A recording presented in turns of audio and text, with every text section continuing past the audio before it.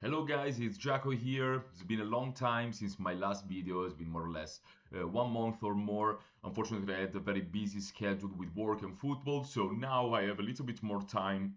And I sat here thinking I should make a video about the Tottenham situation that we are seeing in this moment and giving my opinions on what we are seeing with Thomas Frank in the start of the season. This is going to be a video without cuts. I'm just here talking about football, talking about Tottenham, explaining the things that I liked, the things that I didn't like so much. So let's start. I'm gonna start with the things that I like. So I feel like there is a lot of positivity around the way that we play with Frank. I know that he's not being exactly exciting in terms of offensive contribution, but I feel like we've been also underperforming in terms of offensive contribution.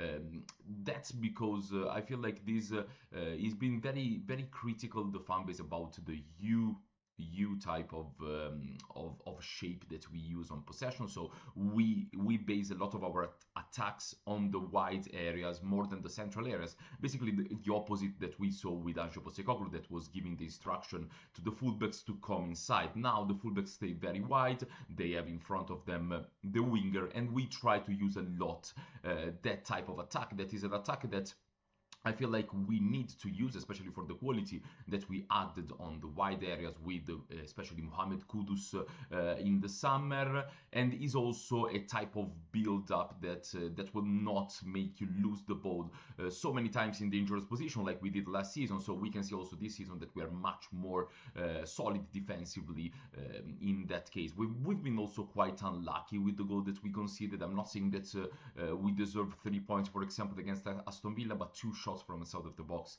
is a little bit unlucky if you want to think about it.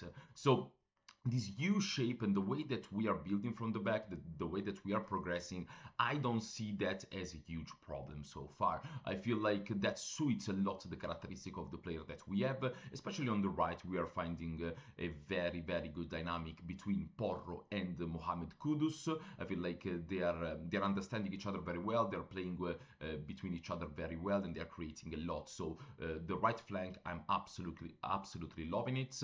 On the left side.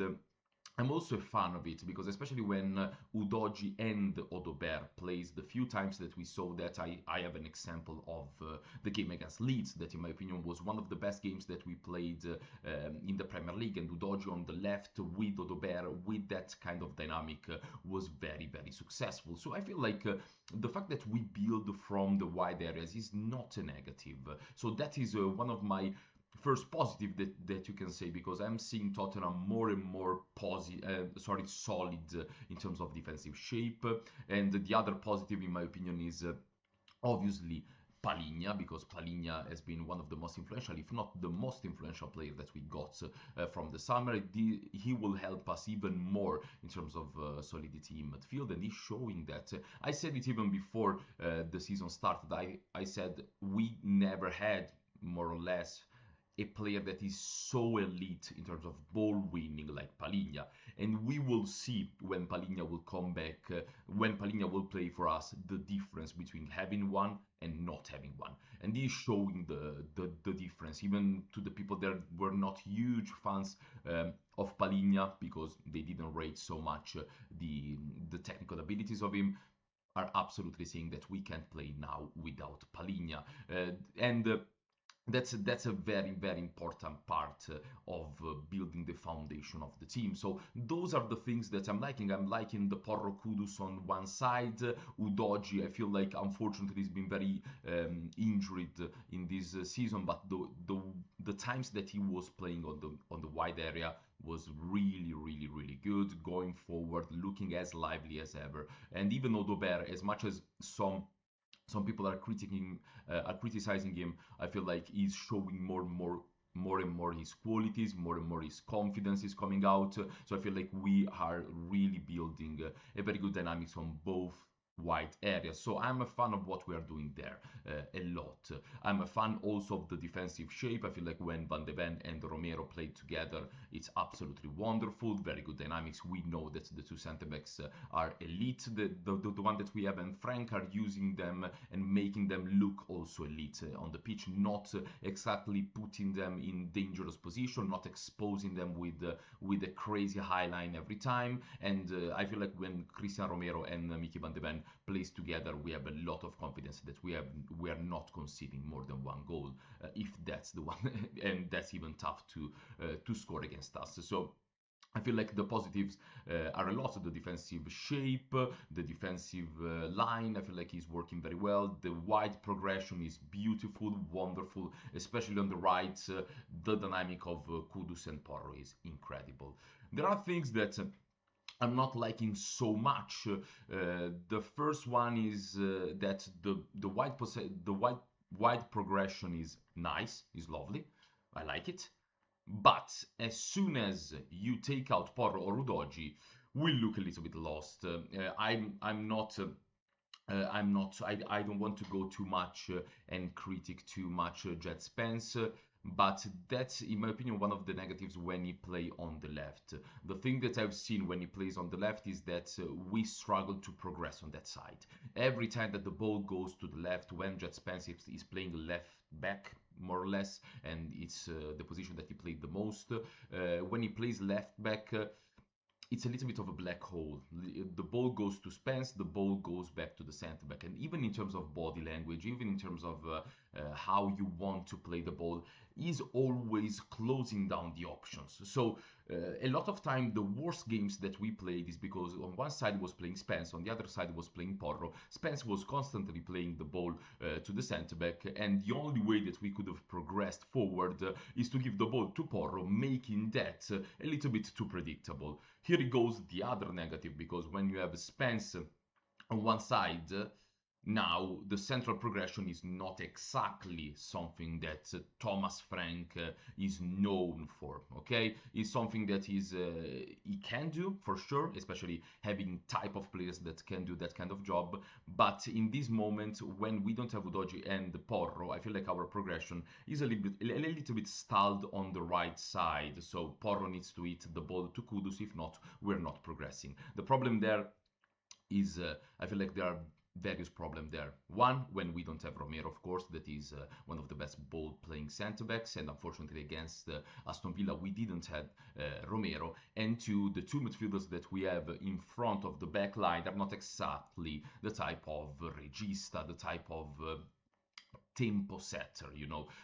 Palinha is the destroyer, is clear as day. He's not bad technically. I feel like he's very functional technically, but he's not someone that you can give the responsibility to have the first phase of the build-up. On the other side, you pair him with Bentancur, that he can play well, because I'm confident that Bentancur can play well, but he's also a little bit inconsistent in terms of first phase of football. He's not someone that absolutely shines at that. He's press resistant, but his passing selection and he's not as brave as you want your deep line playmaker to be with the forward passes. So we are a little bit stalling there. I'm seeing a lot of critics about why we don't change the double pivot, and I agree with that. I feel like we need to get other players involved. The problem that I have with that is that we don't have a deep line playmaker. Even on the bench, when you see about the bench option for Thomas Frank or Bergval, that is someone that plays better on the number 8, in my opinion, getting a little bit more forward. I feel like he can develop into a deep line playmaker, but in this moment he's a little bit too erratic, too casual on the ball to play in a deep position, in my opinion. He never shined in that position at Tottenham. He always shined when he needs to be a box crushing player, someone that gets a little bit more on the offensive foot. On the other side, we have Sarr, that more or less is similar, different characteristic, but he loves more to go up front, to try to press high, to try to be involved in the box more than being deep and try to build from the back. He did it against AC Milan with Antonio Conte, but after that we didn't have too much example of Pape Matar Sarr being an elite number 6. Something that's I would love to see is Archie Gray also there? Because Archie Gray, between all the options that we have, in my opinion, is the one that is most suited to be a kind of double pivot number six. The things that I'm seeing in the few minutes that he played with Thomas Frank from Archie Gray were absolutely lovely. I'm seeing him playing much better, much more confident. He feels better in that portion of the pitch. I feel like he played very well as an 8, but his characteristic and his calm on the ball maybe can be very helpful as a 6. All I'm saying is that yes, the double pivot is not ideal, but we don't have clear solution to that problem. A solution to the problem is to play just Palinha as the 6 and maybe moving Berbal as an 8 with Xavi Simons, Sar as an 8 with Xavi Simons. We did it, I don't remember in which game, and I feel like it worked quite well. So I feel like the solution is that more than giving another one instead of Bentancur in the double pivot. So that is a little bit the problem that I have. Yes, it's not working very much in this moment in terms of progression, but I don't feel like we have a midfielder that is solving that kind of problem. And I feel like with Frank, we will be relying much more on progressing the ball wide. And I have absolutely zero problem at that, because if you can progress the ball wide, he's going to create a lot of space in the middle when you're getting to the final third, and that's a little bit what we want. A little bit closing down these talks about what I think about this Tottenham start of the season is also the final third that, in my opinion, has been a negative in this start of the season, because I feel like he's underrating. We're underrating a little bit the work that his Kudus is doing. Is doing an incredible job. Kudus in the one against one might be the best player that I've seen wide at Tottenham. He's a menace. He's someone that will always terrifying fullbacks, always getting the one against one, creating a lot of space, creating a lot of chances around the box that we didn't get. In the last game against Aston Villa was very critical, the fan base, about the way that we played, but when you think about it, we have two chances when our striker missed the ball, 2 or 3 against 2 that we didn't get the last pass right, and that's something that's happened a lot during the season. A little bit wasteful, not only in terms of goals, in terms of shooting, but in terms also of decision making in certain part of the pitch, because with the way that we're playing, we have a lot of space to exploit, and I feel like sometimes we are doing things half good. So we get into the final third, and then when you need that kind of pass, no one is there to make it. And also the start of the season so far of Xavi Simons has been a little bit inconsistent. We all believe in his talent. Of course, we'll believe in his talent. He's a huge talent. But after the Leeds game, that was the game that he played very well, we didn't see too much of his qualities, especially in the final third. So we are also playing without someone that right now is getting the responsibilities around the box. I feel like Xavi Simons will 100%. He needs to pick up his pace. He needs to pick up confidence. It's a new team, a new league, so we need to give him time, and he will eventually get things right. But in this moment in time, we are not having that impact of a number 10. And on the other side, and as a striker, we also lack a little bit of quality, because Richarlison started well with 2 goals, then he completely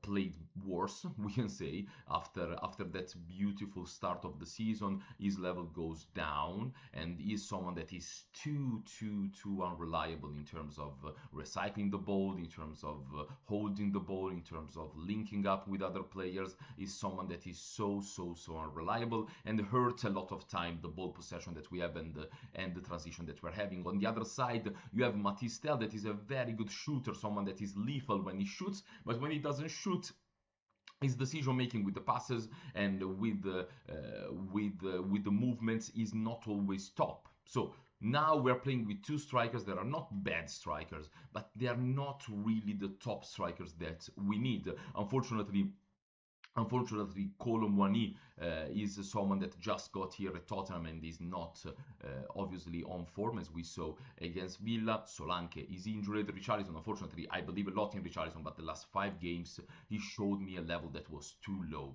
even to defend him as a fan as I am.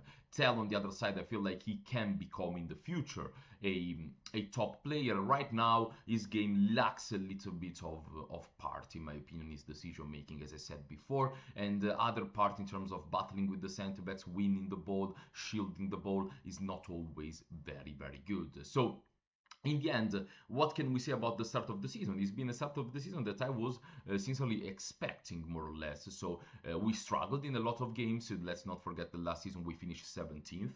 So this is more or less the same team that finished 17th with two or three new players. So we didn't change completely the look of the team. Of course, I'm not expecting to finish 17th, but I'm expecting to struggle in a lot of games, especially because we have a lot of goals that are not in the game, like Madison, like Kulusevski, like Solanke, that combined got more or less 60 goals and assists last season, and we're not using them right now. So, and also players like Xabi Simons needs to get back to his own level. Destiny Dodge with a lot of injuries. So there are a lot of part of the team that we didn't see. Okay, so now it's too early to be completely negative or completely positive. I'm just liking a lot of things that I'm seeing. I'm liking a lot more the way that we play now than the way that we played last season for sure. But I'm also very aware that we lack a lot of quality from injured players and players that are not yet at the best level. I feel like the best is yet to come. The things that we are seeing right now are like a little bit a team in development, a team that is trying to play a different style. Not every single pawn of the game are fitting exactly, in my opinion, the things that Thomas Frank wants to do. But I feel like overall, as a team this season, we have the qualities to play the way that Thomas Frank wants to play. So we just need to be a little bit patient. But I'm not panicking. I'm seeing always very close games. We are never very easy to beat, even when we don't play very well. So I feel like that's a huge positive, and I'm really looking forward to see what we can do this season. Tomorrow we have a huge game against Monaco. Maybe after the game I'm going to do a little bit of a tactical review or maybe a performance review of the players. Let's see what it comes. But thank you so much for being here with me with this Tottenham talk, and see you the next time. Have a good day.